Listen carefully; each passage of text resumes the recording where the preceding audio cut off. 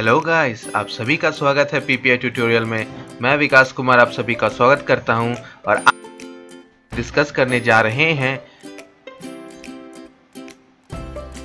Bihar paramedical का 2013 का chemistry question जो कि पूछा गया था आपका प्रीवियस ईयर में, यानी डीसीई सीपीएम में प्रीवियस ईयर्स में जितने क्वेश्चंस आपके पूछे गए थे आज हम लोग वो डिस्कस करने जा रहे हैं। सो क्लास और वीडियो को शुरू करने से पहले इस चैनल पे नए हो तो सब्सक्राइब करना ना भूलना, इसी तरह के क्लासेस और लेक्चर्स पाने के लिए और साथ ही साथ इन्फॉर्मेशन पाने के लिए। और टेलीग्राम चैनल ज़रूर ज्वाइन कर लेना, वहाँ पे आपको मिलते हैं क्लासेस के पीडीएफ और क्विजेज और इम्पोर्टेंट न्यूज़ और क्लास कब चलेगी उसका शेड्यूल।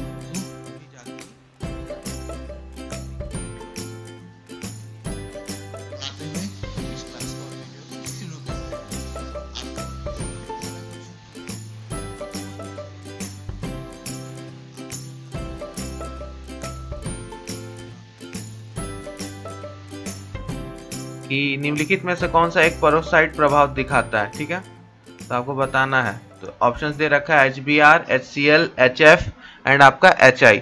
तो ये आपका क्वेश्चन ऑर्गेनिक केमिस्ट्री का है, ऑर्गेनिक केमिस्ट्री के ऊपर सवाल है ये, ऑर्गेनिक केमिस्ट्री, ठीक है। इसमें क्या पूछा गया है कि आपका कौन सा पेरोक्साइड इफेक्ट बताता है। तो ये एक तरह का प्रभाव है जो कि फ्री रेडिकल्स के ऊपर है। किस चीज के ऊपर? फ्री रेडिकल्स जो कि बनते हैं आपका, कब बनते हैं आपका? होमोलिटिक फिजन के दौरान, होमोलिटिक फिजन, होमोलिटिक फिजन के दौरान बनते हैं, ठीक है। सो ये किस नियम पे बेस्ड है? तो ये बेस्ड है आपका anti Markovnikov rules, anti Markovnikov rules के ऊपर ये बेस्ड है, मार्कोनिक रूल्स, ठीक है। तो ये रूल्स में कहा क्या क्या कहा गया है? इस रूल्स में क्या कहा गया आपको? इस रूल्स में कहा गया कि negative part attach to the carbon, जो नेगेटिव पार्ट आपका अटैच होता है कार्बन से, वो उसी में जाके अटैच होगा जिसमें हाइड्रोजन्स एटम्स का अटैचमेंट जिस कार्बन से ज्यादा होगा इन अल्कीन, अल्कीन के अंदर। तो ये आपका कहा गया उसमें, ठीक है। तो नेगेटिव पार्ट, जो आपका नेगेटिव पार्ट रहता है रिएक्शन में जो बनता है, negative part attached to the carbon atom, to the carbon atom which has higher hydrogen atom, जिसमें ज्यादा मात्रा में हाइड्रोजन एटम जुड़ा हुआ हो रहा, ठीक है, इन अल्कीन, ठीक है, इन अल्कीन। तो यहाँ पे HF देख लेते हैं। अब HF का हम लोग यहाँ पे दूसरा कंडीशन में बात करेंगे। HF है आपका और आपका HCl, यानी fluoride, fluorides and chloride, halides का बात करेंगे, हाइड्रोजन हैलाइड्स का। तो ये दोनों क्या है? आपका इलेक्ट्रोनेगेटिव है, बहुत ज़्यादा इलेक्ट्रोनेगेटिव विद्युत ऋणात्मक तत्व है जिनका बहुत ज़्यादा रहता है आपका इलेक्ट्रोनेगेटिविटी। और जो आपका Br है यानी HBr और HI, ये थोड़ा लेस रिएक्टिव है, लेस रिएक्टिव, ये हाई इलेक्ट्रोनेगेटिव है, ये थोड़ा लेस है, दोनों लेस। तो यहाँ पे बात आएगा स्टेबिलिटी का। यहाँ तक तो ठीक है, ये तो हो गया आपका पोलर हो गया, ये क्या हो गया आपका पोलर नेचर के हो गए। तो ये आपका नहीं शो करेगा पेरोक्साइड इफेक्ट, क्योंकि H को अपनी तरफ F खींचेगा और Cl भी अपनी तरफ खींचेगा, तो पोलर नेचर का हो गया आपका, ठीक है। तो ये आपका नहीं शो करेगा, no peroxide effect because of the polar nature. लेकिन हम अब HBr और HI के बारे में बात करेंगे। तो HBr का जब आपका रेडिकल बनता है यानी आपका Br डॉट, तो ये स्टेबल रहता है, ये स्टेबल रहता है, ठीक है। लेकिन HI का जब बनता है I डॉट, तो ये क्या करता है? नॉट स्टेबल, ये स्टेबल नहीं है। ये क्या करेगा? दूसरा I के साथ, I डॉट के साथ मिलकर I2 बना देगा। तो ये भी आपका HI भी आपका नॉट पेरोक्साइड इफेक्ट, क्योंकि ये भी स्टेबल नहीं है। तो बचा क्या आपका? HBr। तो HBr क्या है आपका? पेरोक्साइड इफेक्ट, जिसको हम लोग अदर वर्ड में क्या बोलते हैं, खरास इफेक्ट। खरास इफेक्ट भी पढ़े हम लोग, तो ये भी दोनों एक ही नेम है। तो आपका आंसर यहाँ से क्या मिला कि HBr आपका स्टेबल रहता है, HF और Cl आपका पोलर नेचर का रहता है, और HI आपका स्टेबल नहीं रहता, नॉट स्टेबल। तो बचा क्या आपका HBr जो स्टेबल है, और HBr ही आपका खरास इफेक्ट होगा। तो HF क्या होगा, पोलर नेचर का होगा, इसलिए नहीं होगा। HI आपका नॉट स्टेबल, बिकॉज I2 बन जाएगा, आई डॉट रेडिकल्स जो फ्री रेडिकल्स बनेंगे होमोलिटिक फिजन से वो, तो यही आपका नॉट स्टेबल। और HCl तो आपका पोलर नेचर का है। तो बचा क्या आपका HBr जो स्टेबल है, और ये आपका खरास इफेक्ट यानी पेरोक्साइड इफेक्ट शो करेगा। सो पेरोक्साइड इफेक्ट ऑर्गेनिक केमिस्ट्री का एक बेसिक कॉन्सेप्ट है, जनरल ऑर्गेनिक केमिस्ट्री का क्लास 11th का। सो वो एक बार आपको पेरोक्साइड इफेक्ट क्लास 11th में जाके GOC में देखना है, जनरल ऑर्गेनिक केमिस्ट्री में। ठीक है, तो एक बार इस चैप्टर को जरूर रेफर कीजिएगा। चलिए अब नेक्स्ट क्वेश्चन पे चलते हैं। आई होप आपको पेरोक्साइड इफेक्ट या अदर वर्ड में इसको खरास इफेक्ट बोलते हैं समझ में आ गया होगा। ठीक है, तो नेक्स्ट क्वेश्चन पे चलते हैं। ऑर्गेनिक से अच्छा सवाल आता है, नेक्स्ट क्वेश्चन पे चलते हैं। सो आज ही नेक्स्ट क्वेश्चन पे, यानी what is the bond order, पूछा जा रहा है आपके कि बॉन्ड ऑर्डर क्या है ऑफ O2।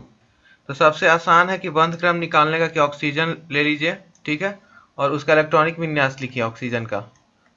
तो 1s2 2s2 2p कितना होगा 4, क्योंकि इसका कितना रहता है 8, तो हो गया आपका 2p4। अब ऑक्सीजन 2 बनाइए क्योंकि O2 है। तो वैलेंस इलेक्ट्रॉन्स कितने हो गए इसमें, वैलेंस इलेक्ट्रॉन्स 6 हो गए, तो 6 वैलेंस इलेक्ट्रॉन्स बना दीजिए आउटर मोस्ट सेल में, यानी सेल नंबर 2 में 4 यहाँ है 2 यहाँ है, टोटल 6 हो गए वैलेंस। ठीक है, अब अष्टक नियम के हिसाब से 8 ऑक्टेट फुल करवाइए। तो इधर से 2 ले लेगा, देखिए गिनिए 1 2 3 4 5 6 7 8, 8 हो गए टोटल। और इधर से भी 2 ले लेगा, कितना हो गया आपका 2 बॉन्ड बना दिया, क्या आया आपका O2। तो बंध क्रम क्या हो गया 2।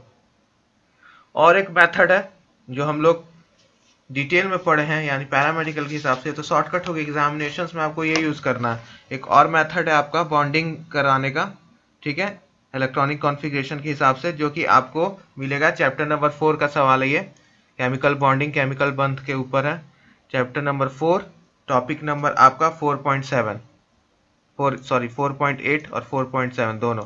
और ये वाला आपको 4.8 के अंदर 5th पॉइंट में ऑक्सीजन का वहां पे एकदम डिटेल में बता रखा है निकाल के, तो एक बार जरूर एनसीईआरटी को रेफर कीजिएगा। आइए देखते हैं O2 का कैसे निकालेंगे। तो इलेक्ट्रॉनिक विन्यास इसका कुछ इस प्रकार से होगा, सिग्मा 1s, ठीक है 2, फिर आपका होगा सिग्मा स्टार यानी एंटी बॉन्डिंग वाला इलेक्ट्रॉन्स 2, फिर सिग्मा 2s2, फिर आपका क्या होगा सिग्मा स्टार 2s2, फिर क्या होगा आपका सिग्मा 2pz2, और आपका क्या होगा पाई 2px2, that is similar to equal to pi 2py2, फिर एक pi star 2px1, that is equal to pi star 2py1। ठीक है, सो यहाँ पे बॉन्ड ऑर्डर अब निकालना है एंटी इलेक्ट्रॉन्स, यानी इलेक्ट्रॉनिक कॉन्फ़िगरेशन में आपको 10 गो बॉन्डिंग मॉलिक्यूलर में चला गया, और आपका बाकी बचा जो 6 गो एंटी बॉन्डिंग में चला गया। तो बॉन्ड ऑर्डर बराबर half NB minus NA, that is equal to half 10 गो, देखिए यहाँ पे गिनिए 10 2 4 6 8 और आपका 10, टोटल 10 हो गया इधर, और 6 को एंटी बॉन्डिंग में 2 4 5 6 को एंटी बॉन्डिंग में 6 यहाँ हो गया, तो कितना है आपका 2, ठीक है 2 आया, हाफ इंटू हाफ कटा ना, हाफ इंटू 4 तो कटा तो कितना है 2, तो 2 आया। तो इस तरीका से भी आप लिख के निकाल सकते हो, ठीक है। तो O2 में आपको बंद क्रम ये होगा। तो एंटी बॉन्डिंग इलेक्ट्रॉन्स और बॉन्डिंग इलेक्ट्रॉन्स। अब यहाँ पे एक प्रश्न मैं पूछ रहा हूँ आपसे एक्स्ट्रा में कि अब बताना, ये तो आप देख लिए, अब आप बताइए कि ये आपका पैरामैग्नेटिक है, फेरोमैग्नेटिक है कि क्या है। ये क्वेश्चन ये है कि क्या है ये O2, जल्दी बताइए। तो इसमें 2 गो अनपेयर्ड इलेक्ट्रॉन्स है, ओनली 2 अनपेयर्ड इलेक्ट्रॉन्स, ठीक है। ये करने के बाद समझ में आ रहा है 2 अनपेयर्ड इलेक्ट्रॉन्स है, 2 अनपेयर्ड इलेक्ट्रॉन्स। तो ये क्या कहलाएगा, पैरामैग्नेटिक, पैरामैग्नेटिक, ठीक है, ये पैरामैग्नेटिक कराएगा। ये था आपका बॉन्ड ऑर्डर निकालना। तो आप इजी वे में भी निकाल सकते हो एग्जामिनेशन में, इस तरह से इलेक्ट्रॉनिक विन्यास कीजिए और अस्टेक्नियन ऑक्टेट रूल करवाइए। तो एक और होमवर्क दे रहे हैं, O2 2- इसका निकालिए,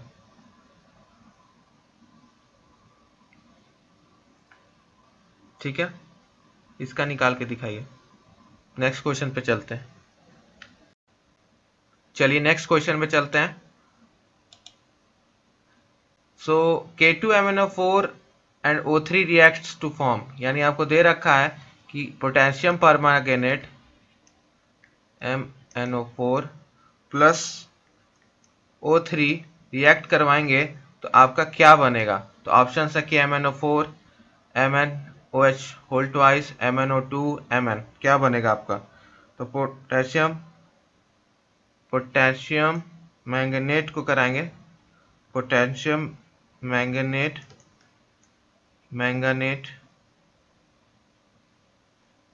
तो क्या बनेगा। तो ऑप्शन है पहला पोटेशियम परमैंगनेट, ठीक है, बी आप देख लिए, सी डी आपको बताना है। तो क्या होगा यहाँ पे, वाटर के साथ, इन the presence of water and O3 यानी ओजोन के साथ, तो आपका क्या बनेगा, बनेगा ये potassium permanganate KMnO4 plus KOH plus O2, ठीक है। बैलेंस कर दीजिए इक्वेशन, 2 2 और 2 आपका बैलेंस हो गया। तो हम लोग जब पोटेशियम मैंगनेट को रिएक्ट करवाएंगे with ozone in the presence of water, water extra में ऐड करना होगा, तो क्या बनेगा, पोटेशियम परमांगनेट, ठीक है, and potassium hydroxide and oxygen gas.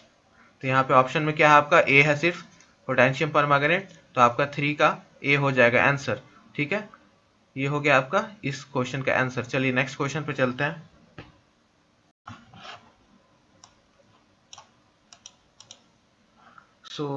चौथा नंबर प्रश्न आपसे पूछ रहा है कि the ratio of butadiene and styrene in Buena S is. तो ब्यूना एस में आपको रेशियो बताना है ब्यूटाडाइन और स्टाइरीन का, ठीक है। तो रेशियो आपको दे रखा है 1:1, 1:2, 3:1 और 1:3। अनुपात बताना है ब्यूना एस में ब्यूटाडाइन तथा स्टाइरीन का, ठीक है। आपका करेक्ट आंसर क्या होगा, उससे पहले जान लेते हैं कि किस चैप्टर से पूछा गया। तो ये चैप्टर आपका पॉलीमर्स है और हर साल एक प्रश्न यहाँ से रहता है, ठीक है, हर एग्जाम्स में। क्लास 12th का लास्ट चैप्टर बायोमोलिक्यूल्स और पॉलीमर्स। आइए इसको देख लेते हैं।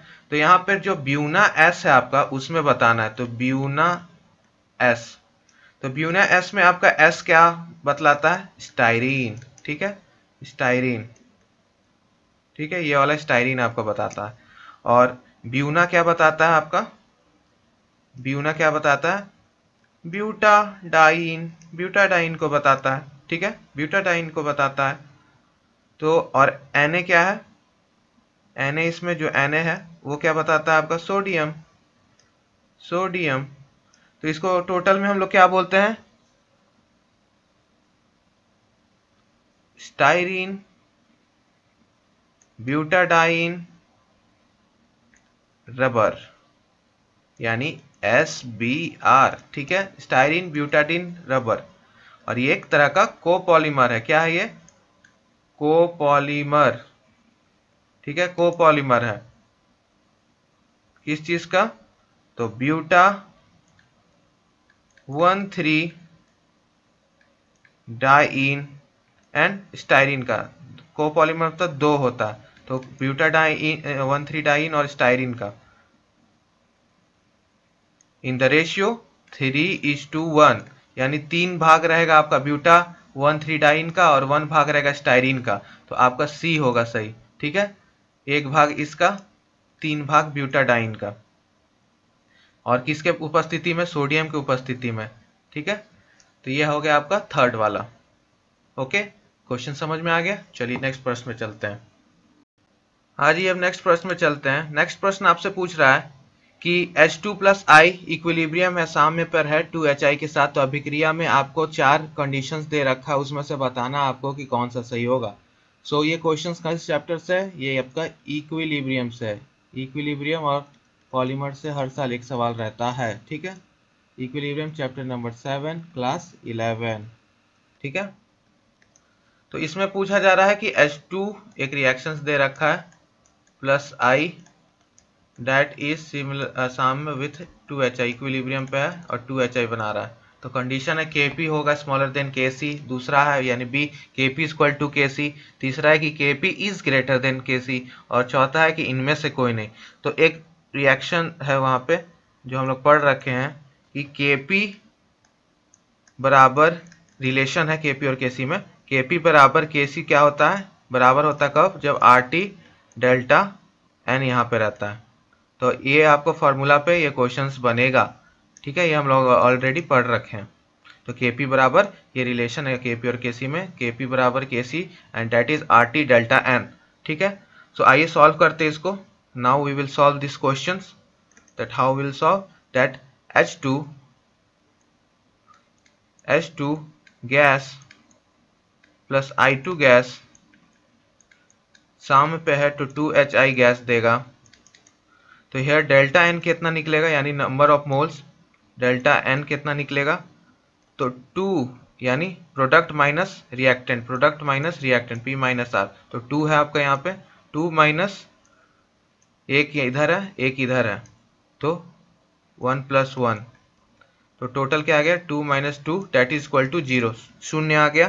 तो इसका मतलब डेल्टा एन आपका क्या निकला, शून्य, यानी प्रोडक्ट माइनस रिएक्टेंट्स में मॉलिक्यूल्स का मोल्स का हम माइनस करेंगे उसका स्टिचियोमेट्रिक कोफिशिएंट, उसका कोफिशिएंट से, सो आपका 0 आ गया। सो अब इस वैल्यू को डेल्टा एन को जो रिलेशन है उसमें पुट करेंगे, ठीक है। तो Kp = Kc RT delta N, delta N के जगह पे 0, ठीक है। तो Kp = Kc और RT पे 0, तो जिस चीज का भी 0 रहता है तो क्या हो जाता है, वो 1 हो जाता है पावर। तो Kp = Kc आपका आंसर आया। तो क्या आंसर आपका बी। सो आपका ये किस चीज पे बना, Kp = Kc RT delta N power में। सो इसी पे आपका बन गया, और आपको डेल्टा एन निकालने आना चाहिए। डेल्टा एन क्या था आपका, product minus reactant, number of moles in products minus reactant, तो टोटल आपका मोल्स कितना हो गया, प्रोडक्ट में 2 हो गया। रिएक्शंस देख लीजिए, बैलेंस करना जरूरी है, रिएक्शन 2 हो गया, और इधर भी एक एक है, एक I है और एक H2 है, तो 2 - 2 हो गया प्रोडक्ट माइनस रिएक्टेंट, ठीक है। तो ये था आपका 5 नंबर। तो इसी टाइप का क्वेश्चंस आपको आएगा इक्विलिब्रियम में, जहां पे ये इक्वेशन का यूज होगा। तो ये VVI है, इसको VVI कर लीजिएगा, इस रिलेशन को VVI कर लीजिएगा, Kp = Kc RT delta N। इस पे सवाल अगर आपको इक्विलिब्रियम से कभी पूछेगा तो हो सकता है इसी पे पूछे। और मैं आपको डियर स्टूडेंट्स बता देता हूं कि ये 2020 में भी आ रखा है, आपका 2020 में भी सेम रिलेशन के ऊपर, इसी फॉर्मूला के ऊपर आ रखा है। जाके एक बार प्रीवियस ईयर प्लेलिस्ट में जाके देखिए 2020 का, आपको यही प्रीवियस ईयर में इसी रिलेशंस के ऊपर मैंने एक क्वेश्चन यानी जो आ रखा आपका प्रीवियस ईयर में सॉल्व करा रखा है। तो ये रिपीट हुआ, कब का क्वेश्चन था ये, कब का क्वेश्चन था ये, क्वेश्चन 2013 का है। कहाँ रिपीट हो रहा है, 2020 में। तो क्वेश्चन रिपीट होते हैं कि नहीं, जाके खुद देखिए 2020 का प्रीवियस ईयर जो प्लेलिस्ट में है, पैरामेडिकल और पैरामेडिकल डेंटल के नाम से प्लेलिस्ट में सेव है मेरा, जाके देखिए कि किस प्रकार से क्वेश्चंस रिपीट हुआ है। बस थोड़ा सा लैंग्वेज बदल दिया क्वेश्चंस का, इसके जगह कुछ और, लेकिन रिलेशन से यही था, बस यही निकालना था, delta n product minus reactant. तो इतना आपको मैं कह रहा हूँ कि रिपीट होता है क्वेश्चंस, तो इसलिए प्रीवियस ईयर पूरा अच्छे से कर जाइए। सारे मेरे प्लेलिस्ट में है, जाके सब वीडियोस को देखिए अच्छे से, सारा सेव्ड है पहले प्लेलिस्ट में, ठीक है, तो जाके एक बार देखिए। ठीक है, चलिए नेक्स्ट क्वेश्चन पे चलते हैं। आइए नेक्स्ट क्वेश्चन देख लेते हैं। क्वेश्चन नंबर 6 आपसे पूछ रहा है ethyl एसिटो acetate on acidic hydrolysis gives, यानी इथाइल एसिटो एसिटेट अम्लीय जल अपघटन पर क्या देता है। ठीक है, तो आपको बताना ethyl एसिटो acetate on acidic hydrolysis, अम्लीय जल अपघटन। ठीक है, कंपाउंड का क्या नाम है, इथाइल एसिटो एसिटेट। तो चलिए इसका एक बार स्ट्रक्चर ड्रॉ कर लेते हैं, क्या होगा। तो इसका आपका इस प्रकार से होगा, स्ट्रक्चर्स ड्रॉ कीजिए इथाइल एसिटो एसिटेट का।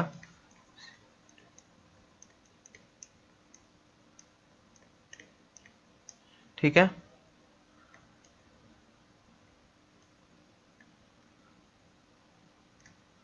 ठीक है, और इसमें हम लोग एसिटिक में कर रहे हैं, सो आपका डाइल्यूट HCl ले लिए और कॉन्सेंट्रेटेड NaOH ले लिए।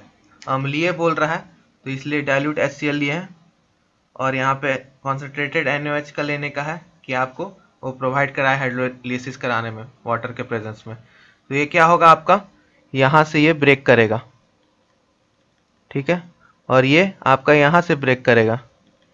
अब ब्रेक करके क्या बनाएगा, 2CH3 C double bond OH। ठीक है, ये ब्रेक करेगा और आपका इस प्रकार से बनाएगा, ये चीज ब्रेक हो जाएगा, मतलब ये एक साथ और ये आपका एक साथ, बचा बीच में क्या, CH2 C double bond OH।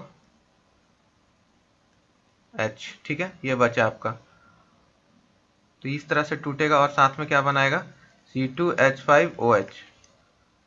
तो यहाँ पे दो चीज बन रहा है, एसिटिक एसिड और साथ साथ में इथेनॉल। ठीक है, एसिटिक एसिड और इथेनॉल बन रहा है आपका। तो ये था आपका। ठीक है, तो यहां से आपका क्या बना, इथेनॉल, और इधर से आपका एसिटिक एसिड, दो गो एसिटिक एसिड बना। ठीक है, क्लियर है सभी को। तो यहां से दो आपका एसिटिक एसिड बना और इथेनॉल, तो आपका बी करेक्ट आंसर हो जाएगा। स्ट्रक्चर ड्रॉ कीजिए उसका, डाइल्यूट HCl और कॉन्सेंट्रेटेड NaOH के फॉर्म में एसिडिक यानी अम्लीय जल अपघटन कराइए और आपका ये प्रोडक्ट बनेगा। ठीक है, चलिए नेक्स्ट क्वेश्चन पे चलते हैं। चलिए अब नेक्स्ट सवाल पे चलते हैं। नेक्स्ट सवाल आपसे पूछ रहा है कि it does not contain COH group. ठीक है, COH ग्रुप यानी कार्बोक्सिलिक समूह इसमें से नहीं पाया जाता। आपका ऑप्शन है ए एस्पिरिन, दूसरा है बेंजोइक अल्म, तीसरा है पिक्रिक अल्म, चौथा है अमाइनो अल्म। यानी aspirin, benzoic acid, picric acid और अमाइनो एसिड, इसमें से कौन सा करेक्ट होगा आपको ये बताना है। ठीक है, सो आपका एक एक करके सबका स्ट्रक्चर्स ड्रॉ करते हैं, एक एक करके सभी का स्ट्रक्चर्स ड्रॉ करेंगे, नहीं तो केमिकल फार्मूला लिखेंगे और जानेंगे। तो सबसे पहले ए एस्पिरिन का लिखते हैं स्ट्रक्चर। तो स्ट्रक्चर कुछ इस प्रकार से होता है, यानी CHO ग्रुप यहाँ पे आ गया, ये CHO ग्रुप है और साथ में इसका, तो इसको हम लोग क्या बोलेंगे, एसिटाइल सैलिसिलिक एसिड। तो इसमें CHO ग्रुप रहता है। ठीक है, प्रेजेंट लिख देंगे, प्रेजेंट। बेंजोइक एसिड में देखेंगे अब, तो बेंजोइक एसिड यहां ड्रॉ कर रहे हैं। ठीक है, इसमें भी आपका CHO ग्रुप प्रेजेंट रहता है, तो इसमें भी प्रेजेंट लिख देंगे। ठीक है, बेंजोइक एसिड इसको बोलेंगे। पिक्रिक एसिड देखते हैं, पिक्रिक एसिड यहां ड्रॉ कर रहे हैं, तो पिक्रिक एसिड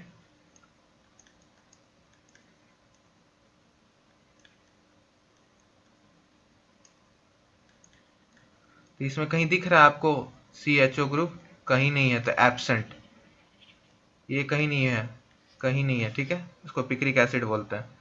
और अमाइनो एसिड लास्ट देख लेते हैं, अमाइनो एसिड में तो कोई भी अमाइनो एसिड ले लेते हैं, जैसे एलानीन यानी NH2 CH3 COOH, ठीक है। सो ये एलानीन हो गया, इसमें भी प्रेजेंट है। तो एब्सेंट किस में है? सिर्फ सी में। तो किस में नहीं पाया जा रहा है? सी में, पिक्रिक एसिड। तो पिक्रिक एसिड में नहीं पाया जाता, ठीक है। तो आपका ये था पूरा डिटेल में क्वेश्चन नंबर 7। और स्ट्रक्चर्स ड्रॉ करने के लिए ऑर्गेनिक केमिस्ट्री से, यानी ऑर्गेनिक केमिस्ट्री का पार्ट है, स्ट्रक्चर्स ड्रॉ करने आ सकते हैं। तो आपको कॉमन्स हो गया aspirin, benzoic acid, picric acid, ये सब आना चाहिए आपको। अमीनो एसिड्स ड्रॉ करने, स्ट्रक्चर्स या केमिकल फार्मूला पता होना चाहिए। केमिकल फार्मूला भी पता रहता तो इतना स्ट्रक्चर्स ड्रॉ करने का आवश्यकता नहीं है।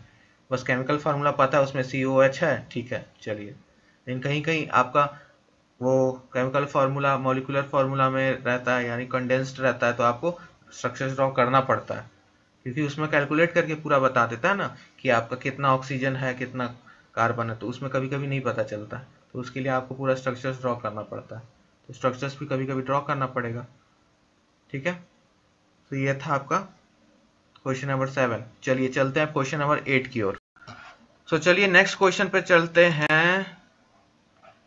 क्वेश्चन नंबर 8 आपसे पूछ रहा है, for the endothermic reaction the value of K equivalent will be increase on temperature. क्या होगा जब इंक्रीज करेंगे? सो आपका वैल्यू के इक्विवेलेंट का, यानी एक ऊष्मा शोषी यानी एंडोथर्मिक अभिक्रिया यानी रिएक्शंस के लिए ताप बढ़ाने पर के इक्विवेलेंट का मान क्या होगा? बढ़ेगा, घटेगा, अप विल रिमेन अनचेंज्ड, और डी उपर्युक्त में से कोई भी नहीं, ठीक है। सो आपको बताना है कि क्या रहेगा। Increase, decrease, will remain unchange, can be any of the above. So आपको सबसे पहले ये बता दूं किस चैप्टर से है। ये है चैप्टर नंबर 7, इक्विलिब्रियम। किससे है? इक्विलिब्रियम से। उसमें एक कॉन्सेप्ट है आपका, सबसे पहले एंडोथर्मिक क्या होता है ये जान लेते हैं। एंडोथर्मिक यानी ऊष्मा शोषी अभिक्रिया क्या होती है? चलिए कमेंट बॉक्स में बताइए, ऊष्मा शोषित अभिक्रिया रिएक्शंस क्या होती है? सो ऊष्मा शोषी रिएक्शंस वो रिएक्शंस अभिक्रिया होती है जिसमें अब्जॉर्ब होता है आपका ऊष्मा का, एब्जॉर्ब, ऊष्मा इज एब्जॉर्ब, ठीक है, उसमें अब्जॉर्ब किया जाता है हीट का। तो जब हम लोग टेम्परेचर बढ़ा देंगे और रिएक्शंस में हीट चाहिए ही, अब्जॉर्ब होता, तभी तो एंडोथर्मिक बोल रहे हैं। तो ये फेवर करेगा आपका किस चीज में? पॉजिटिव रिएक्शन में, प्रोडक्ट्स बनाने में, यानी आपका प्रोडक्ट्स और बनेगा, रिएक्टेंट टूटेगा और प्रोडक्ट्स में और कन्वर्ट होगा जब हम लोग यहाँ पे हीट या टेम्परेचर बढ़ा देंगे। और ये एंडोथर्मिक रिएक्शंस दे रखा आपको, तो प्रोडक्ट्स बनेगा। तो एंडोथर्मिक का मतलब ये हो गया। और के इक्विवेलेंट का मतलब क्या हो गया? इक्विलिब्रियम कांस्टेंट है। क्या है आपका? इक्विलिब्रियम, साम्य अवस्था का कांस्टेंट है, ठीक है, अभिक्रिया का। तो के ई को क्या लिखते हैं? Concentration of product divided by concentration, सांद्रता of product divided by reactant. तो के ई इक्विवेलेंट मतलब ये हो गया। अब आगे इसका क्या होगा? क्योंकि ये एक एंडोथर्मिक रिएक्शंस है और हम लोग इस पे और टेम्परेचर बढ़ा रहे हैं, तो प्रोडक्ट्स और बनेगा, और प्रोडक्ट्स ऊपर है, यानी रिएक्टेंट चेंज होगा, प्रोडक्ट में बदलेगा जब हम लोग हीट देंगे, टेम्परेचर देंगे। क्योंकि एंडोथर्मिक है तो ये पॉजिटिव डायरेक्शन यानी प्रोडक्ट्स की ओर और बढ़ेगा टेम्परेचर बढ़ाने से। तो इससे क्या होगा? आपका रिएक्टेंट में कमी आएगा और प्रोडक्ट में इंक्रीजमेंट होगा, माइनस हो जाएगा, यानी कम होगा समय के साथ, और प्रोडक्ट बनेगा। तो प्रोडक्ट तो ऊपर है तो इंक्रीज हो रहा है और ये नीचे डिक्रीज हो रहा है, तो आपका के इक्विवेलेंट बढ़ेगा ऑटोमेटिकली, क्योंकि प्रोडक्ट डिवाइड बाय रिएक्टेंट है। और इस रिएक्शन में, एंडोथर्मिक रिएक्शन में यानी ऊष्मा शोषी रिएक्शन में, रिएक्टेंट कम हो रहा है समय के साथ, क्योंकि टेम्परेचर हीट देंगे तो रिएक्शंस और होगा और प्रोडक्ट में कन्वर्ट होगा। सो आपको समझ में आया क्या यहाँ पे कॉन्सेप्ट है कि आपका प्रोडक्ट ज्यादा बन रहा है जब हम लोग टेम्परेचर बढ़ा दे रहे हैं एंडोथर्मिक रिएक्शंस के लिए। ये किस चीज के लिए? ऊष्मा शोषी, क्योंकि ऊष्मा चाहिए, ऊष्मा मिलेगा तो फेवर करेगा और प्रोडक्ट्स बनाएगा, रिएक्टेंट्स में कमी आएगी, रिएक्टेंट टूट्स के प्रोडक्ट में बनेगा, तो आपका ऑटोमेटिकली इंक्रीज होगा यानी बढ़ेगा, ठीक है। तो ये था इसका कॉन्सेप्ट। चलिए अब हम इसको उल्टा कर देते हैं सवाल। ये तो समझ में आ गया सभी को, इसको उल्टा कर देते हैं। अब हम पूछेंगे कि एक्सोथर्मिक के लिए बताइए, एक्सोथर्मिक के लिए जिसमें से ऊर्जा निकलती है, एक्सोथर्मिक रिएक्शन, तो उसमें क्या होगा कि के इक्विवेलेंट का? तो ऑटोमेटिकली है, कि ऊर्जा थर्मी है, यानी रिएक्टेंट प्रोडक्ट में चेंज होगा कब, जब यहाँ पे से प्रोडक्ट्स में से निकलेगा आपका हीट निकल रहा है, तो हम ऑटोमेटिक और हीट दे रहे हैं इसको, तो ये रिएक्शंस तो फेवर नहीं करेगी, तो आपका प्रोडक्ट बनेगा नहीं ज़्यादा, तो आपका के इक्विवेलेंट घट जाएगा, तो उस केस में आपका के इक्विवेलेंट डिक्रीज हो जाएगा। तो एक्सो और एंडो में समझ में आ गया डिफरेंस। तो इस टाइप का सवाल आपका एंडो एक्सोथर्मिक रिएक्शंस, ये आपका थर्मोडायनेमिक्स का भी कॉन्सेप्ट यूज हो रहा है यहाँ पे, और आपका ये इक्विलिब्रियम का भी हो रहा है, तो दोनों कॉन्सेप्ट यहाँ पे यूज हो रहा है, एंडोथर्मिक और आपका एक्सोथर्मिक। ये आपका कहाँ का पार्ट है, ये आपका इक्विलिब्रियम और थर्मोडायनेमिक्स दोनों का पार्ट है, और आपका के इक्विवेलेंट ये कहाँ का पार्ट है, ये इक्विलिब्रियम का पार्ट है। तो आप देख सकते हो कि चैप्टर नंबर 6 और 7 क्लास 11 का दोनों इन्वॉल्व है, और यहाँ से मैं कहता हूँ कि एक प्रश्न दो प्रश्न हमेशा रहते हैं, जैसे कि 2020 में पूछा। तो प्लेलिस्ट में जाके देखिए, और टेलीग्राम अभी तक नहीं ज्वाइन किए हो तो my dear students Telegram join कर लीजिए। वहाँ पे आपको क्लास टाइमिंग, नोट्स, और जैसे ही फॉर्म निकलेगा तो क्विजेस और क्लास का पीडीएफ मैं एक ही बार दूंगा, तो पीडीएफ के लिए वेट कीजिए, एक ही बार मैं पूरा अटैच करके 10 ईयर्स का आपको एक ही साथ पीडीएफ दे दूंगा, ठीक है। सो पीडीएफ भी आपको मिल जाएगा, क्विजेस भी मिल जाएंगे, और वहाँ पे आप डिस्कशन ग्रुप में डिस्कस भी कर सकते हो, अपना डाउट्स डाल सकते हो, ठीक है, आपस में मिलकर भी डिस्कशन कर सकते हो, नहीं बनेगा तो मैं भी बताऊंगा। सो वहाँ पे आइए, अपना डाउट्स डालिए, ठीक है, और डाउट्स पूछिए। और फेसबुक, इंस्टा भी आप लोग लिंक में जाके डिस्क्रिप्शन बॉक्स में लिंक दे रखा है, टेलीग्राम, इंस्टा और फेसबुक तीनों हमारे पेज को ज्वाइन कीजिए, और खासकर टेलीग्राम को, ठीक है। चलिए आज का नेक्स्ट प्रश्न और लास्ट प्रश्न के ऊपर चलते हैं, यानी क्वेश्चन नंबर 9। तो इसमें क्या पूछ रहा है, जिप्सम इसका अयस्क है, ठीक है, तो मैग्नीशियम का, Hg का, Zn का या Ca का। तो जिप्सम किस में पाया जाता है, जल्दी से बताइए, जिप्सम किस में पाया जाता है, ये तो सबको पता होगा, ये तो वन लाइनर क्वेश्चन है, ये तो सबको पता होगा। फास्ट बताइए कि जिप्सम किस में पाया जाता है, Mg में, मरकरी में, Zn में या Ca में, जिप्सम किस में पाया जाता है। चलिए लास्ट क्वेश्चन है, आप लोग दीजिए, जल्दी जल्दी आंसर दीजिए कमेंट बॉक्स में। ये लास्ट प्रश्न है क्लास का आज का, और क्लास के बाद फीडबैक देना मत भूलिएगा कि आपको आज की क्लास कैसी लगी, कमेंट बॉक्स में, ना कि लाइव चैट में। कमेंट बॉक्स में दीजिएगा, लाइव चैट में नहीं।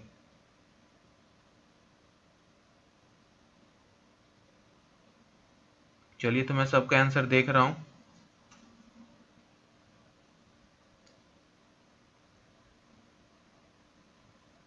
जल्दी जल्दी, जिप्सम किसका अयस्क है, ABCD में से आपको बताना है। जिप्सम हम लोग बहुत बार पढ़ रखे हैं, 9, ये इसको आप कह सकते हो कि ये 10th बेस मैट्रिक लेवल का क्वेश्चन है ये।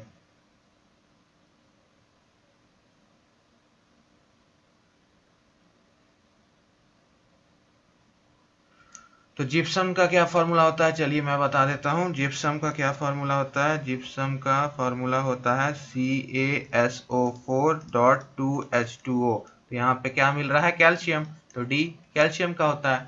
इजी है, इसमें कुछ समझाने लायक तो है नहीं। जिप्सम जो जानेगा, प्लास्टर ऑफ पेरिस में यूज होता है, ठीक है, प्लास्टर ऑफ पेरिस में यूज होता है, POP, ठीक है।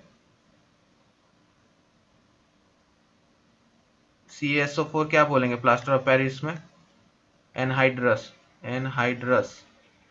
या इसको डेड या बर्न्ड प्लास्टर भी बोलते हैं,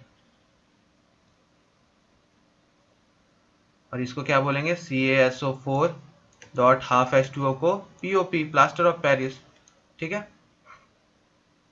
वालेकुम, सत श्री अकाल, केम छो, जोहार, और अपने बिहारी स्टाइल में तो कैसन बड़ा लो। आप सभी का स्वागत है, वेलकम टू PPI ट्यूटोरियल। मैं विकास कुमार आप सभी का स्वागत करता हूं, और आज की इस वीडियो में हम लोग सॉल्व करने जा रहे हैं बिहार पैरामेडिकल का 2019 का बायोलॉजी क्वेश्चंस, जो भी पूछा गया था 2019 के बिहार पैरामेडिकल में, यानी प्रीवियस ईयर का 2019 का प्रश्न TCEC पैरामेडिकल का। तो चलिए समय ना गवाते हुए वीडियो को शुरू करते हैं। और वीडियो शुरू करने से पहले 3 इम्पोर्टेंट सूचना। पहला कि डिस्क्रिप्शन बॉक्स में आपको टेलीग्राम, फेसबुक और इंस्टाग्राम तीनों का लिंक मिल जाएगा, आपको ज्वाइन करना है और हमें सपोर्ट करना है। और इसी तरह की वीडियोस पाने के लिए इस चैनल को सब्सक्राइब कर दीजिए, और चैनल को सपोर्ट करने के लिए इस चैनल को शेयर कीजिए और लाइक। और कैसा लगा आपको वीडियो के अंत में ज़रूर कमेंट करके हमें बताइएगा। कोई भी आपका समस्या होगा इस वीडियो में या क्वेश्चंस में, तो आप हमें बताइएगा। आपका फीडबैक हमारे लिए बहुत महत्वपूर्ण है। तो चलिए अब वीडियो को शुरू करते हैं।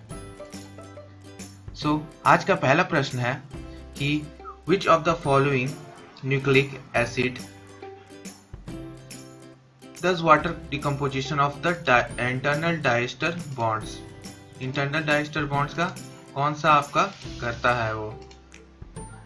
चलिए इसको हम लोग देख लेते हैं।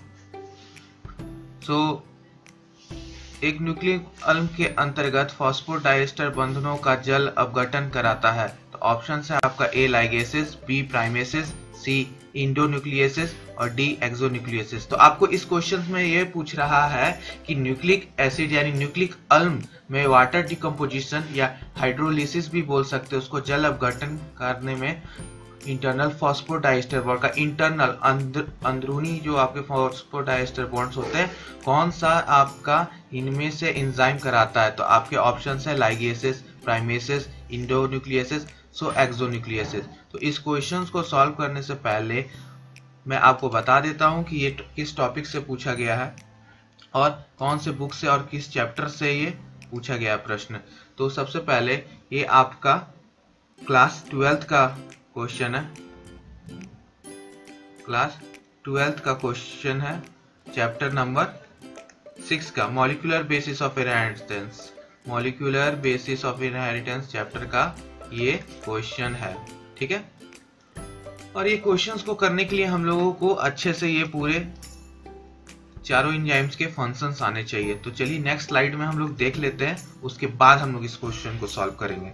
और इस टाइप्स के क्वेश्चन इस चैप्टर से आते हैं, तो आप लोगों को अच्छे से करना है। तो एक एक करके हम लोग सारा डिटेल्स में जान लेते हैं चारों एमसीक्यू का, उसके बाद आपको अपने आप ही याद भी हो जाएगा इसी वीडियो में कि क्या आंसर है। तो सबसे पहले डीएनएस यानी डीऑक्सीराइबोन्यूक्लियेसिस आपका होता है, सिंपल न्यूक्लियेसिस होता है, ठीक है। वो एक एंजाइम है, ठीक है, which break down DNA, DNA को ब्रेक डाउन का काम करता है बाय हाइड्रोलिसिस या वाटर डिकम्पोजिशन कीजिए, जल अपघटन, ठीक है, फॉस्फोडाइस्टर बॉन्ड्स का ऑफ इट्स शुगर। तो इसका ही काम है कि शुगर में आपका ब्रेक करवाना, ठीक है। Depending upon the position of hydrolysing the phosphodiester bond nucleus are divided into 2 types. तो किस टाइप का हाइड्रोलिसिस कर रहा है, पोजीशन के ऊपर इसका 2 टाइप है। पहला है आपका इंडोन्यूक्लियसिस और दूसरा एक्सोन्यूक्लियसिस। तो ये फॉस्फोडाइस्टर बॉन्ड में पोजीशन के आधार पे कि हाइड्रोलिसिस कैसे होगा, तो पोजीशन के आधार पे से 2 टाइप्स में बांटा गया। पहला आपका इंडोन्यूक्लियसिस और दूसरा है एक्सोन्यूक्लियसिस, ठीक है। तो इंडोन्यूक्लियसिस क्या काम करता है, इंडो का मतलब होता है अंदर, न्यूक्लियसिस मतलब आपको पता है।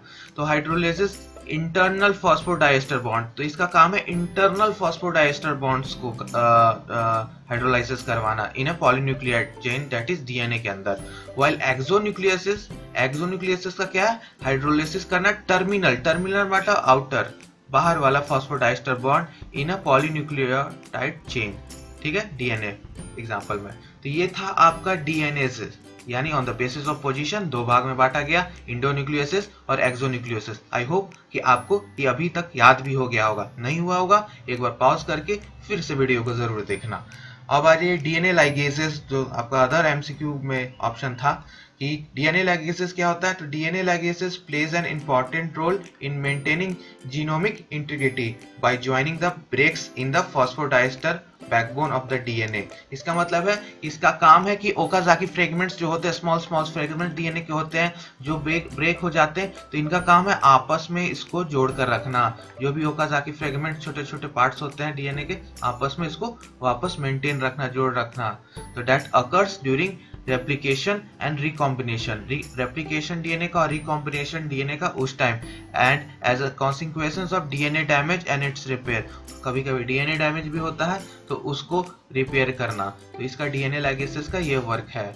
अब आंसर को एक बार फिर देख लेते हैं कि endonucleases are the enzymes which cleaves the phosphodiester bond in the internal region of polynucleotide chain. जो हम लोग ऊपर देखे सेम यहाँ नीचे भी है, डीएनए और आरएनए दोनों में।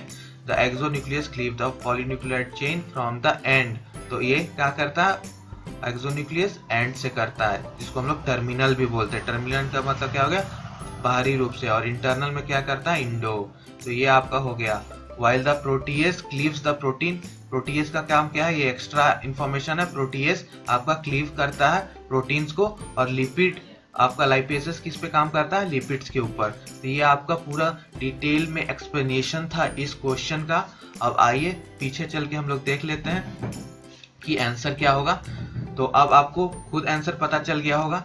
सो अब बताइए कि इसमें कौन सा है जो इंटरनल पे फॉस्फोडाइस्टर पे बॉन्ड करता है। इंटरनल पे क्या कौन सा काम करेगा, तो आपका इंडोन्यूक्लियसिस। अब आपको याद हो गया होगा कि इंडोन्यूक्लियसिस यानी ऑप्शन नंबर सी आपका करेक्ट आंसर है। और जब अगर पूछ देगा एक्सटर्नल या टर्मिनल, तो आपको क्या लिखना होगा, टर्मिनल या एंड पे, तो वो उसमें एक्सोन्यूक्लियसिस होगा। लाइगेस आपको समझ में आ गया, प्राइमेज आपको समझ में आ गया। आई होप ये क्वेश्चन आपको समझ में आ गया होगा। ठीक है, अब नेक्स्ट क्वेश्चन पे हम लोग चलते हैं। आइए अब दूसरा सवाल देखते हैं आज का 2019 का बायोलॉजी सेक्शन का। तो आपका प्रश्न ये है दूसरा, क्लोस्ट्रीडियम बोट्यूलिनम इज। तो क्लोस्ट्रीडियम बोट्यूलिनम होता है क्या। पहला है ऑप्शन ए फैकल्टेटिव एनारोब यानी विकल्पीय अवायुजीवी। दूसरा है अफैकल्टेटिव एरोब यानी विकल्पीय वायुजीवी। सी एन ऑब्लिगेट एनारोब अविकल्पीय अवायुजीवी। और डी एन ऑब्लिगेट एरोब यानी अविकल्पीय वायुजीव। तो आपको बताना है कि क्लोस्ट्रीडियम बोट्यूलिनम क्या है। जैसा कि मैंने आपको बताया था, अगर आपने वीडियो देखा होगा 2020 वाला, नहीं देखा है तो जाके 2020 में बायोलॉजी सेक्शन से जो पूछा गया है प्लेलिस्ट में आपको वीडियो मिल जाएगा, जाके वहां देखिएगा कि ये सेम क्वेश्चन आपका 2020 में आया है, यानी ये क्वेश्चन रिपीट हुआ है। ये क्वेश्चन आपका रिपीट हुआ है। तो मैंने कहा था कि बहुत सारे क्वेश्चंस रिपीट होते हैं। तो ये 2019 का प्रश्न है जो कि 2020 में भी पूछा गया है। तो ये बहुत इंपॉर्टेंट प्रश्न है आपके लिए। इसको स्टार मार्क कर लीजिएगा, VVI कर लीजिएगा, वेरी वेरी इंपॉर्टेंट। और इसको अच्छे से याद कर लीजिएगा कि क्लोस्ट्रीडियम बोट्यूलिनम क्या है और इसका आंसर क्या होगा। इसको पहले हम लोग डिटेल में देख लेते हैं, उसके बाद हम लोग MCQ सॉल्व करेंगे। पहले इसका थ्योरी देख लेते हैं। तो आपका थ्योरी क्या है, botulism is a type of food poisoning. Botulism क्या है, एक तरह का फूड पॉइजनिंग होता है हमारे बॉडी में, ठीक है। Caused bye a toxin produce होता है हमारे बॉडी में, produced by bacterium clostridium botulinum. तो ये बैक्टीरिया के द्वारा हमारे बॉडी में टॉक्सिन प्रोड्यूस होता है, जिनका बैक्टीरिया का नाम है क्लोस्ट्रीडियम बोट्यूलिनम, ठीक है। तो ये क्या होता है, एक तरह का ऑब्लिगेट एनारोब होता है, एक तरह का अवायुजीवी होता है, ठीक है। An obligate anaerobe is an organism that can not grow in the presence of oxygen. और ये जो रहता है वो आपका ऑक्सीजन का प्रेजेंस में नहीं ग्रो हो सकता है। तो इसी का मतलब होता है एनारोब, ठीक है, anaerobe. So it attacks on the nervous system. Extra में इस पे जानकारी है कि ये हमारे नर्वस सिस्टम पे अटैक करता है, हमारे बॉडी के ऊपर। और सिम्टम्स इसके ये हैं कि it include weaknesses, blood vision, feeling tired भी आपको महसूस होगा, डिफिकल्टी होगा सोलिंग में, और ट्रबल होगा स्पीक में, बात करने में भी कठिनाइयां होंगी, वीकनेस कमजोरी आएगा, ब्लड विजन धुंधला दिखेगा, आप थकान महसूस करोगे, गला बैठ जाएगा, बोलने नहीं पाओगे, खाना अच्छे से नहीं खा पाओगे।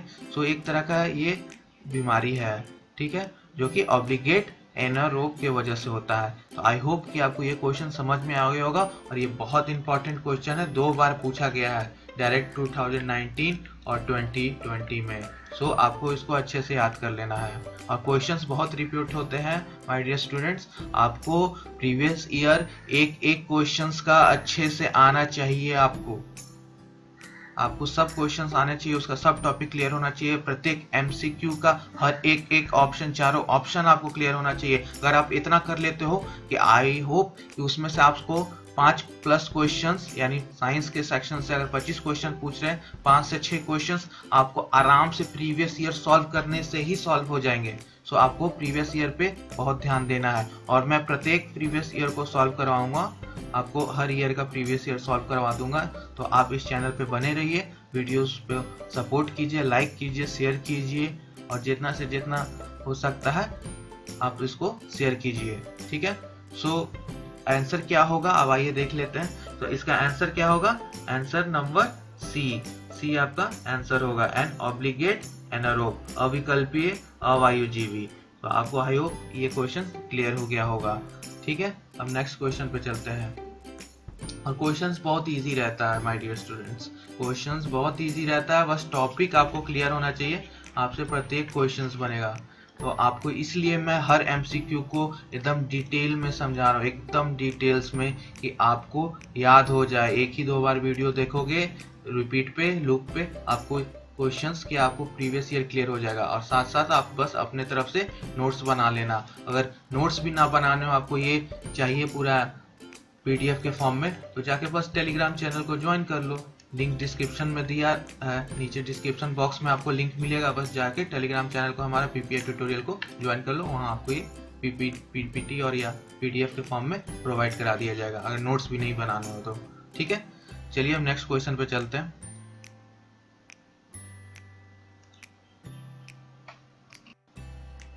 आइए अब आज का तीसरा प्रश्न सॉल्व करते हैं।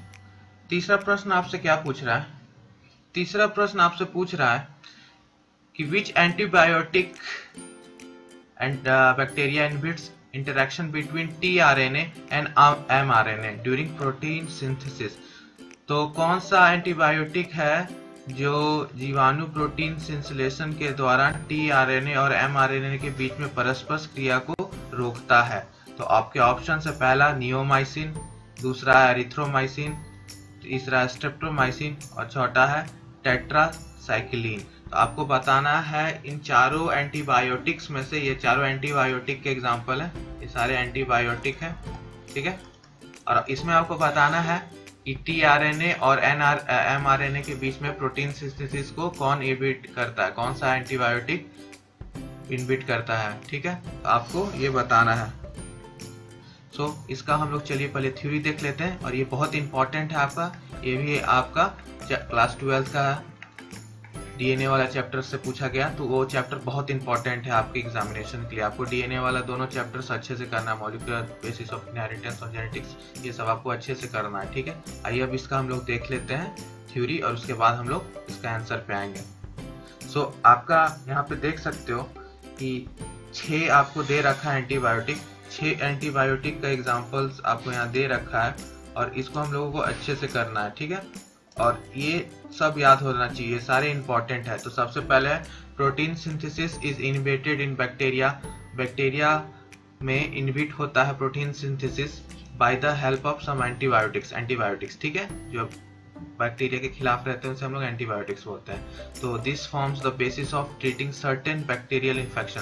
जो हमारे बॉडी में बैक्टीरियल इन्फेक्शन होते हैं उसके लिए हम लोग क्या लेते हैं, एंटीबायोटिक्स लेते हैं। तो सबसे पहला आपका एंटीबायोटिक है स्ट्रिप्टोमाइसिन है, और ये क्या करता है, कैसे वर्क करता है हमारे बॉडी के अंदर, तो ये इनहिबिट करता है। इसका काम क्या है, रोकना। किस चीज को रोकना, इनिशिएशन ऑफ ट्रांसलेशनल, जो ट्रांसलेशनल प्रोसेस होता है हमारे बॉडी के अंदर, ट्रांसलेशन प्रोसेस को ये रोकता है। किसका, तो बैक्टीरिया का। बैक्टीरिया के अंदर ये इनहिबिट करता है ट्रांसलेशनल को। ठीक है, अब टेट्रासाइक्लिन को देख लेते हैं। टेट्रासाइक्लिन का क्या वर्क है, इसका काम है इनहिबिट करना binding of amino acid tRNA to ribosome. इसका क्या काम है, इनहिबिट करना binding amino acid tRNA to ribosome. Ribosome से जोड़ना अमीनो एसिड टीआरएनए का, इसका काम है रोकना। ठीक है, किस चीज में, ये सारा काम बैक्टीरिया के अंदर हो रहा है, तभी तो वो एंटीबायोटिक कहा रहा है। किस तरह से रोकेगा बैक्टीरियल इन्फेक्शंस को, ये सारा वर्क्स जो भी है आपका सब बैक्टीरिया के अंदर। बैक्टीरिया, जब हम लोग एंटीबायोटिक खाते हैं, हमारे यहाँ जहाँ भी इन्फेक्शंस रहता है बॉडी के अंदर, वहाँ जाके ये ड्रग एक्ट करता है, और बैक्टीरिया के ऊपर ये सारा प्रोसेस काम करता है। तो ये बैक्टीरिया के अंदर काम करेगा। अब तीसरा है आपका क्लोरमफेनिकॉल। क्लोरमफेनिकॉल क्या है, inhibits peptidyl transferase so the peptide bond is not form. इसमें पेप्टाइड ट्रांसफेरेज को रोकता है कि आपका पेप्टाइड बॉन्ड बने ही ना बैक्टीरिया के अंदर। और चौथा क्या आपका रिथ्रोमाइसिन, ये बहुत फेमस है, इनहिबिट ट्रांसलोकेशन। ये ट्रांसलोकेशन को आपका इनहिबिट करता है ऑफ एमआरएनए अलोंग राइबोसोम्स। ठीक है, और पांचवा है आपका neomycin, inhibits binding of tRNA to mRNA. यहाँ पे हम लोगों को अपना एमसीक्यू का आंसर मिल गया। ये है हमारा जो क्वेश्चन पूछा था उसका आंसर। क्या करता है ये, इनहिबिट्स करता है टीआरएनए और एमआरएनए को अपना जुड़ने से, बाइंडिंग से। तो ये आपका आंसर आपको यहाँ पे मिल गया, नियोमाइसिन आपका आंसर होगा।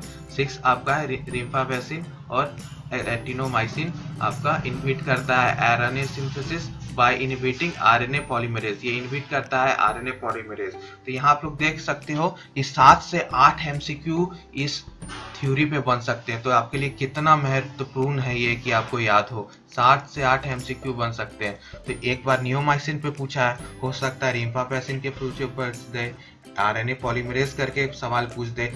तो आपको ये पूरा याद हो जाना चाहिए। ये आपका वर्क है, होमवर्क है कि आपको ये पूरा याद हो जाइए। इसका नोट्स बना लीजिए, स्क्रीनशॉट लेना है तो स्क्रीनशॉट ले लीजिएगा, लेकिन आपको ये याद होना चाहिए। पैरामेडिकल के लिए बहुत इंपॉर्टेंट है, इसलिए मैंने पूरा डिटेल में आपको ये समझा दिया। एक क्वेश्चन से आप देख सकते हो कि टॉपिक जब आपको पता चल जाता है कि टॉपिक क्या है तो आप पूरा कर सकते हो।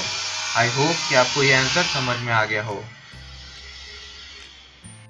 आइए अब नेक्स्ट प्रश्न देख लेते हैं। तो नेक्स्ट प्रश्न आपसे पूछ रहा है विच इज पॉलीपेप्टाइड हार्मोन। इसमें से कौन सा पॉलीपेप्टाइड हार्मोन है। ठीक है, तो आपके ऑप्शन है, पहला ग्लूकागॉन, दूसरा है टेस्टोस्टेरोन, तीसरा है थायरोक्सिन और चौथा है एड्रेनालिन। तो आपको बताना है कि कौन सा इनमें से आपका पॉलीपेप्टाइड हार्मोन है। तो चलिए ये इसका हम लोग पहले देख लेते हैं थ्योरी, उसके बाद एमसीक्यू सॉल्व करेंगे।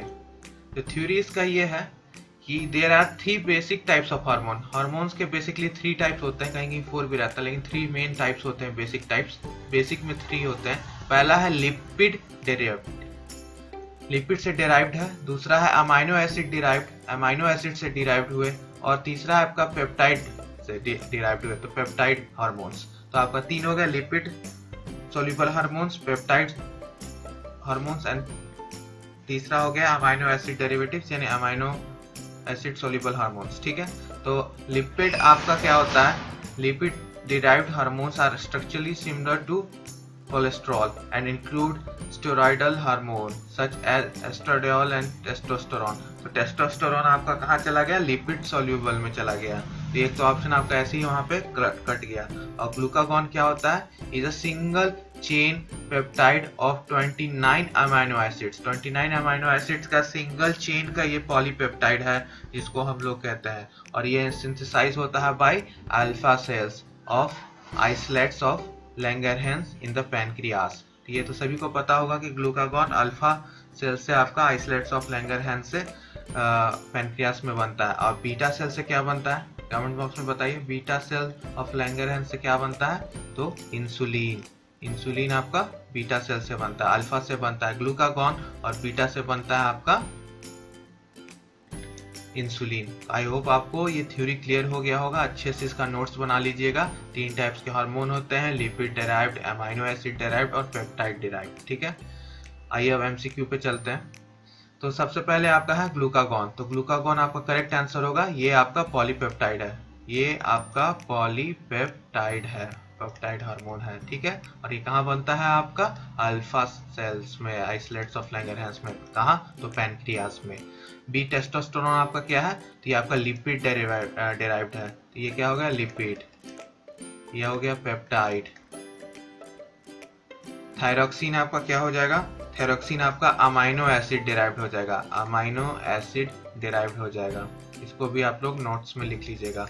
डी है आपका एड्रेनालिन, एड्रेनालिन आपका क्या हो जाएगा, लिपिड सॉल्युबल, लिपिड सॉल्युबल यानी उसको लिपिड डेराइव्ड भी बोल सकते हैं।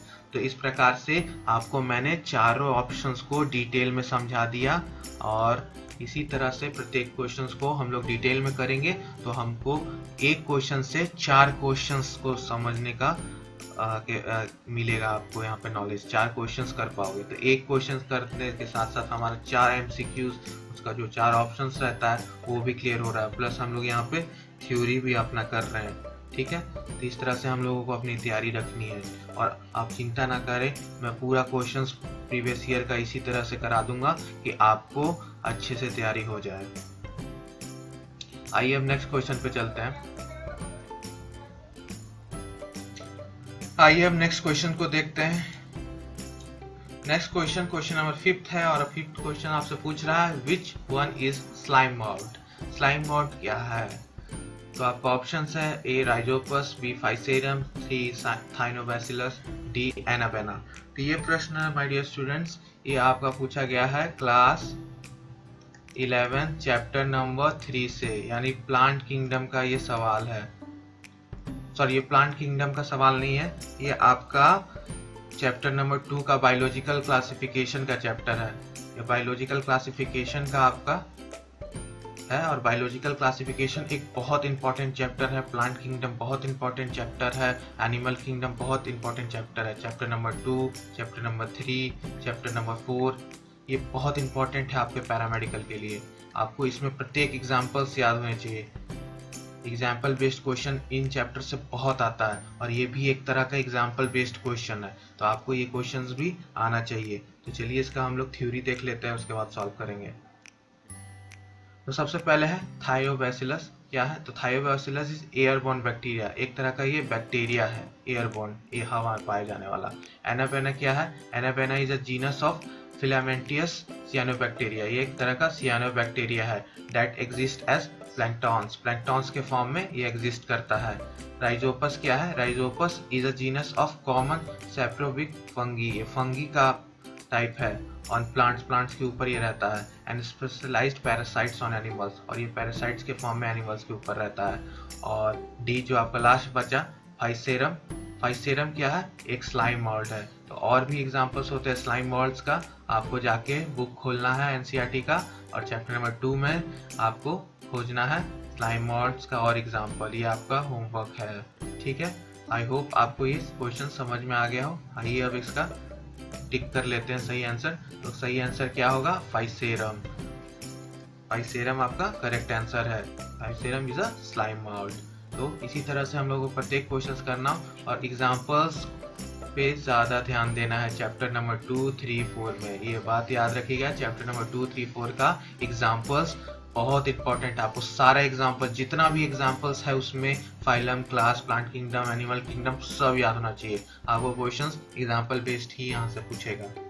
तो चलिए अब हम लोग नेक्स्ट क्वेश्चन में बढ़ते हैं। आई होप कि आपको समझ में आ रहा है। कमेंट्स में आप जरूर अपना प्रॉब्लम्स, कोई भी प्रॉब्लम्स हो कि नहीं समझ में आया, कोई भी कंफ्यूजन हो तो आप कमेंट्स में डालिएगा, मैं प्रत्येक कमेंट्स का आंसर दूंगा। आइए अब नेक्स्ट प्रश्न देखते हैं। तो नेक्स्ट प्रश्न आपसे क्या पूछ रहा है? क्वेश्चन नंबर 6 आपसे पूछ रहा है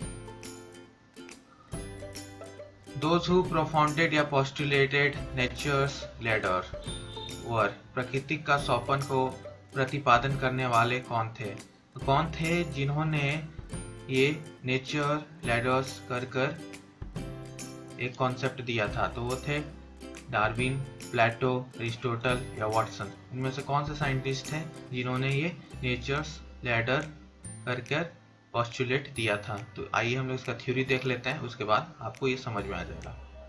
सो आपका यहाँ पे है कि अरिस्टोटल ने डेवलप किया था the concept of ladder of nature. Ladder of nature एक कॉन्सेप्ट था जिन्होंने अरिस्टोटल ने डेवलप किया था, जिसको हम लोग स्केला नेचर के नाम से भी जानते हैं। To organise all the things in the natural world, हमारे all the things in natural world, सारे चीज़ों को ऑर्गेनाइज करने के लिए, लिविंग और नॉन लिविंग दोनों, जीव और मृत दोनों चीज़ों को एक साथ ऑर्गेनाइज करने के लिए ये डेवलप किया था कॉन्सेप्ट। और ये कॉन्सेप्ट क्या कहता है? The concept was such a way that everything has a place on the ladder. Ladder में सबका अपना अपना एक स्थान होता है, ठीक है। And species can not switch places, मतलब एक स्पीसीज दो साइड या प्लेस स्विच नहीं कर सकते। तो the ladder of nature range from in animate matter यानी मिनरल्स, सबसे लोएस्ट, सबसे नीचे पायदान पे लोएस्ट पे थे आपके मिनरल्स, उसके ऊपर आपके प्लांट्स, फिर उसके ऊपर एनिमल्स और सबसे ऊपर ह्यूमंस। तो इस प्रकार से लैडर्स में हाईएस्ट लैडर के ऊपर ह्यूमंस थे। तो hence concept of ladder of nature, scala nature was developed by Aristotle. तो ये कॉन्सेप्ट था जिसमें हम लोग मिनरल से लेके ह्यूमंस तक को एक सीढ़ी के पायदान के हिसाब से हम लोग प्लेस करते थे। तो ये था अरिस्टोटल द्वारा दिया गया था। तो आई होप आपको ये समझ में आ गया हो। सो करेक्ट आंसर क्या होगा इसका? करेक्ट आंसर होगा आपका C, Aristotle. C, Aristotle is the correct answer, ठीक है। चलिए अब नेक्स्ट क्वेश्चन पे चलते हैं।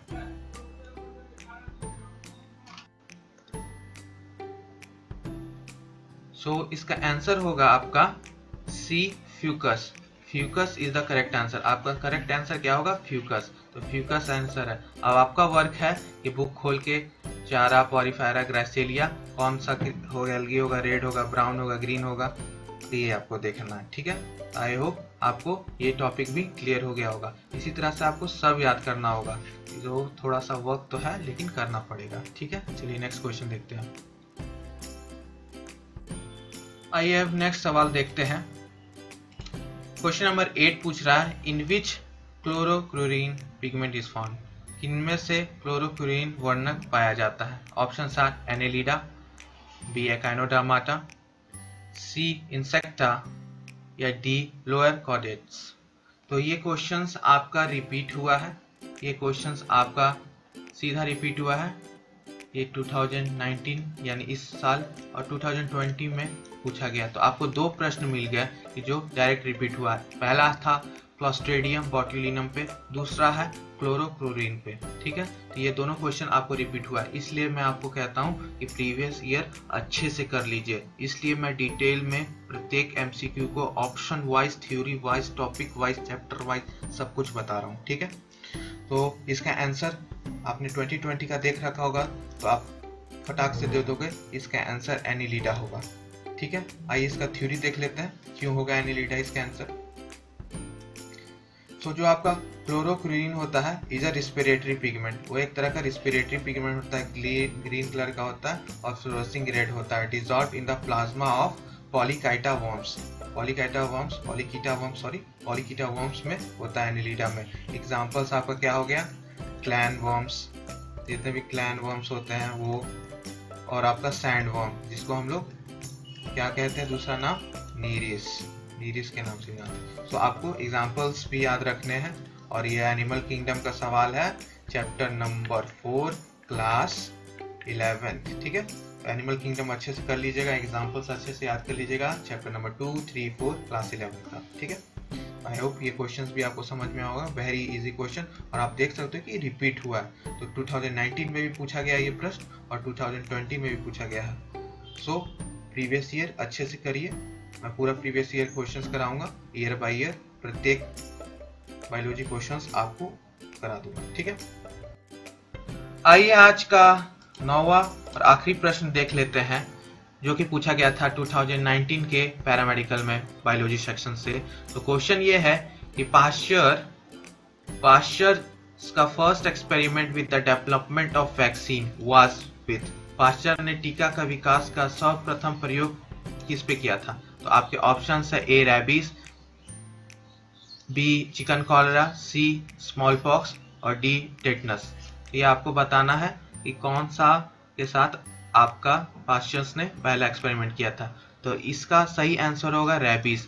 रैबीज का उन्होंने एक्सपेरिमेंट, फर्स्ट वैक्सीनेशन आपका एनिमल्स पे किया, तब वो ह्यूमंस के लिए बनाया। तो पहला उनका था रैबीज के ऊपर, यानी रैबिट्स के स्पाइनल कॉर्ड के ऊपर इन्होंने टेस्ट कर ये वैक्सीन को बनाया। तो इसका करेक्ट आंसर आपका क्वेश्चन नंबर 9 का होगा ए रैबीज। ठीक है, बाकी आपका हुआ कि small pox, chicken cholera, tetanus, इसका वैक्सीन का खोज किसने किया और कैसे किया, ये आपका काम है सर्च कर अपना नोट्स बनाना। ठीक है, ये आपके लिए मैं एक क्वेश्चन होमवर्क दे रहा हूँ। ठीक है, ये होमवर्क है आपका। और गाइस, आपको कैसा लगा वीडियो कमेंट्स में जरूर बताइएगा। और डिस्क्रिप्शन बॉक्स में नीचे जाकर आपको लिंक मिल जाएगा टेलीग्राम का, आप जाके ज्वाइन कीजिए टेलीग्राम चैनल को, साथ में फेसबुक पेज को, साथ में इंस्टाग्राम पेज को भी। वहाँ पे आपको मैं टाइम टू टाइम कुछ ट्रिक्स किसी टॉपिक से डालता रहूँगा, आपके लिए वो भी हेल्पफुल होगा। तो प्लीज़ हमें सपोर्ट कीजिए एंड टेलीग्राम, फेसबुक और इंस्टाग्राम को ज्वाइन कर लेना। और फीडबैक में बहुत ज़रूर देना कि आपको कैसा लगा हमारा ये वीडियो, और आपका फीडबैक हमारे लिए बहुत इंपॉर्टेंट है। और इसी टाइप्स के वीडियोस को पाने के लिए आप लोग PPI ट्यूटोरियल को ज़रूर सब्सक्राइब कर देना और इस चैनल को ज़रूर शेयर करना। Thanks for the watch.